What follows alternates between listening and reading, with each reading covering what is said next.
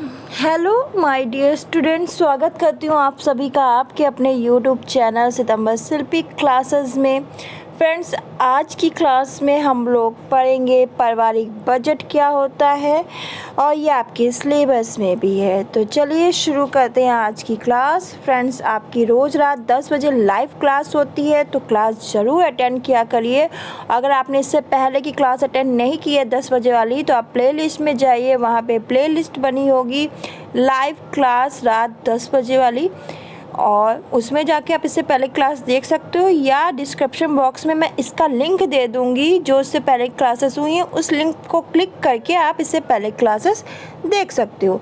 मैं home management पढ़ा रही हूँ, जिसमें मैंने गृह प्रबंधन का अर्थ बहुत अच्छी तरह समझा दिया है, परिभाषा भी समझा दी है, पारिवारिक संसाधन क्या होता है, जिसमें हमने मानवीय अमानवीय बहुत अच्छे से समझा है, क्योंकि यहाँ से क्वेश्चन बनते हैं। आज पढ़ेंगे हम लोग परिवार बजट क्या होता है। परिवार बजट क्या होता है इसको समझेंगे। चलिए शुरू करते हैं। देखिए, आपका पारिवारिक बजट, फैमिली बजट क्या होता है। फैमिली बजट में क्या होता है, आय व्यय का संतुलन, कितनी आय आ रही है, कितना व्यय हो रहा है, उसका संतुलन रखा जाता है, और कुछ राशि भविष्य के लिए सुरक्षित रखी जाती है, जिससे हमारे दीर्घकालीन लक्ष्यों के साथ साथ जो हमारे अस्माकिक यानी अचानक से आवश्यकता, गंभीर बीमारी, दुर्घटना, उच्च शिक्षा, शादी ब्याह आदि अवसरों पर खर्च किया जा सके।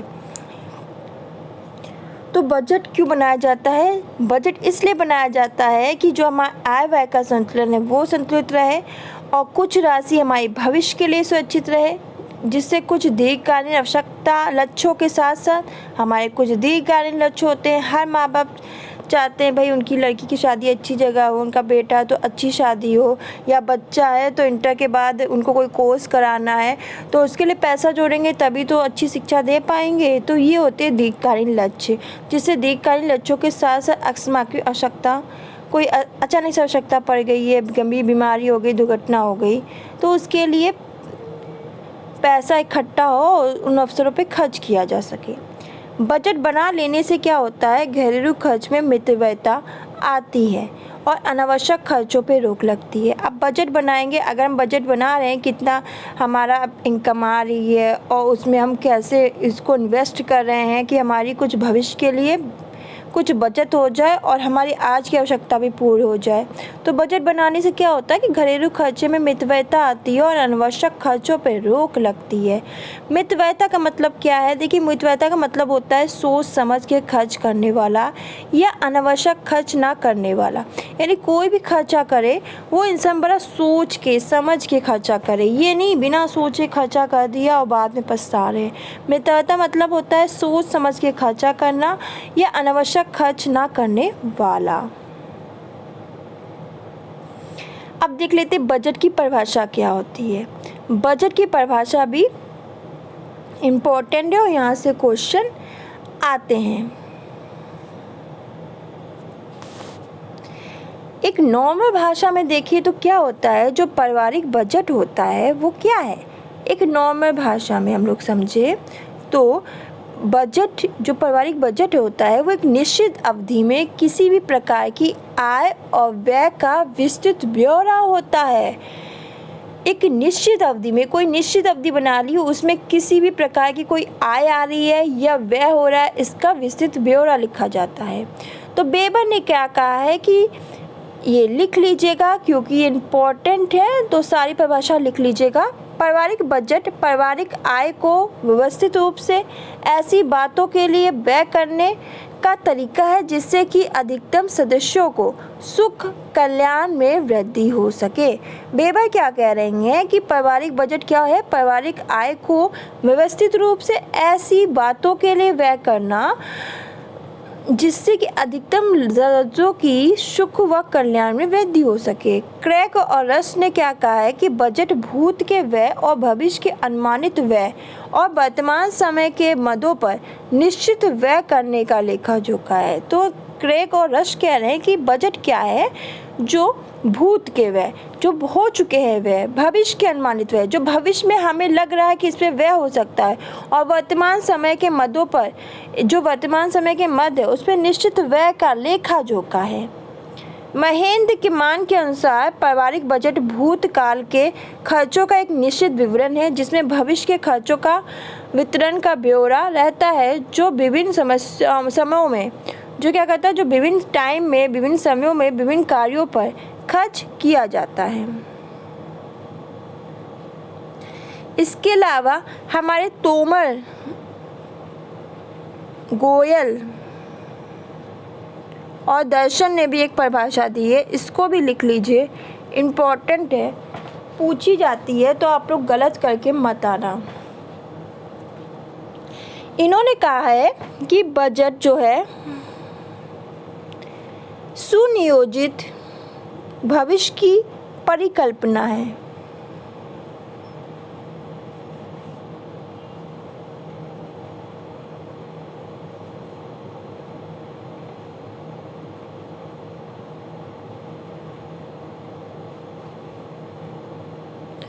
जो कि क्या करता है, जो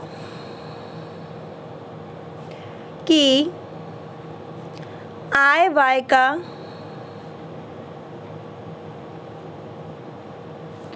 निश्चित अवधि के लिए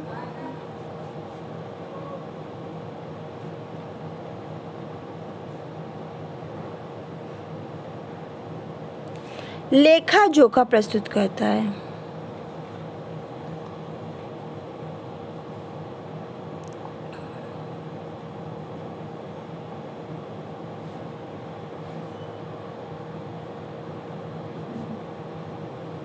और वह बजट प्रत्येक संगठन का अर्थ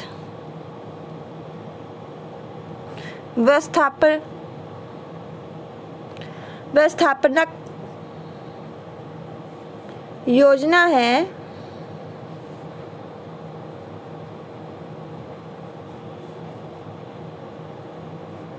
जिसकी सीमा आदर्श और समय है।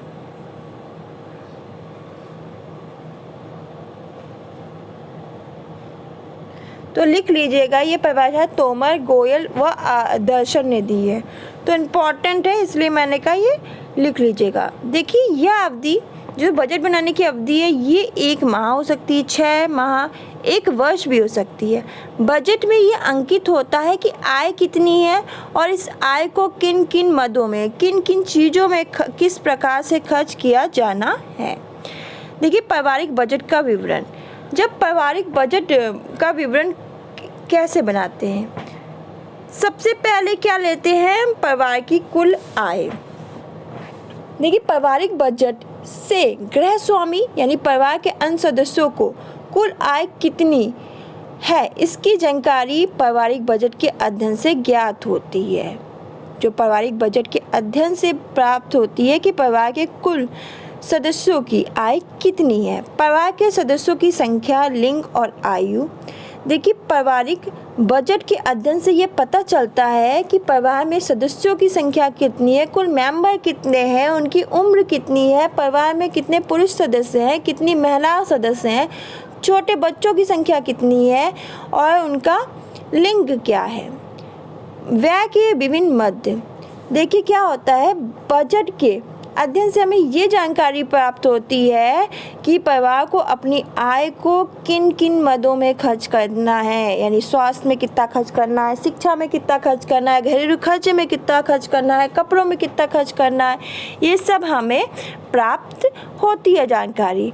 बजट की अवधि, देखिए बजट कितने समय के लिए बनाया गया है, इस बात की जानकारी बजट के अध्ययन से प्राप्त होती है। आमतौर पे जो बजट है हमारा 1 माह, 1 वर्ष की अवधि के लिए बनाया जाता है, परंतु बजट जितनी कम अवधि के लिए बनाया जाएगा उसमें उतनी ज़्यादा सफलता होगी। आप पहले से ही 1 वर्ष का बना लोगे वो इतना अच्छा नहीं होगा, अगर आप 1 महीने का बनाए तो वो ज़्यादा अच्छा होगा। प्रति इकाई मूल्य, कुल मूल्य। तो देखिए क्या होता है कि उपभोग वस्तुओं की प्रति इकाई मूल्य क्या है? जो हमने वस्तु उपभोग की है, वस्तु की प्रति इकाई मूल्य क्या है? विभिन्न वस्तुओं में कितना व्यय किया जाना है? उपभोग की मात्रा कितनी है? आदि बातों की संपूर्ण और विस्तृत जानकारी बजट के अध्ययन से हमें प्राप्त होती है। बचत या घाटा, देखिए पारिवारिक बजट का सबसे फायदा, सबसे इम्पोर्टेंस क्या है? देखिए अगर हम बजट बना लें, उसमें मदें लिखी हैं, पता चला कितना हम खर्च कर रहे हैं, कितना आ रहा है, तो उसको देख के पता लगाया जा सकता है कि परिवार ने विभिन्न मुख्य मदों पे कितनी आय का प्रतिशत व्यय किया और भविष्य के लिए कुछ बचत किया है कि नहीं किया है, कुछ बचत कर पाया है कि नहीं परिवार। यदि नहीं तो उस परिवार पर ऋण है तो कितना है। अगर वो इनकम आ रही, उसे खर्च कर रहा है, उसमें बचत ही नहीं कर पा रहा, अपनी बचत से ज़्यादा खर्च कर दे रहा है, तो क्या कर, उस पर ऋण है, उस पर कर्जा है, और उसे पता चलेगा कि ये कितना कर्जा है। तो बजट से पता चलता है ऋण है कि नहीं है, हमारा सही से खर्चा हो रहा है कि नहीं है, तो पता चलेगा ये बचत हो रही है कि घाटा हो रहा है, सेविंग हो रही है कि लॉस हो रही है। पारिवारिक बजट बनाने से इस चीज़ का हमें पता चलता है। देखिए बजट के सिद्धांत इम्पॉर्टेंट हैं और क्वेश्चन भी आता है, तो इसे मैं इम्पॉर्टेंट बोलूँगी। तो इम्पॉर्टेंट है, इसको देख लीजिए अच्छी तरह से और इसको नोट डाउन कर लीजिएगा। अभी बजट चलेगा, कल और चलेगा, परसों ख़त्म हो जाएगा ये चैप्टर बजट वाला। उसके बाद हम लोग समय और कार्य सरलीकरण ये सब पढ़ेंगे। बजट के सिद्धांत क्या होते हैं ये सब, देखिए राजमल पी देवदास ने क्या कहा है, इम्पोर्टेंट है, इनका याद कर लीजिएगा। राजमल पी देवदास ने बजट के सिद्धांत क्या दिए हैं? पहला दिया है पारिवारिक आय। पहला सिद्धांत इन्होंने दिया है पारिवारिक आय, परिवार की आय। दूसरा दिया है परिवार के निर्धारित लक्ष्य, फैमिली क्या निर्धारित लक्ष्य कर रही है, किनको कौन से लक्ष्य हैं उसके। परिवार की वर्तमान आवश्यकता, फैमिली की जो वर्तमान की आवश्यकता क्या है, परिवार की भविष्य की आवश्यकता।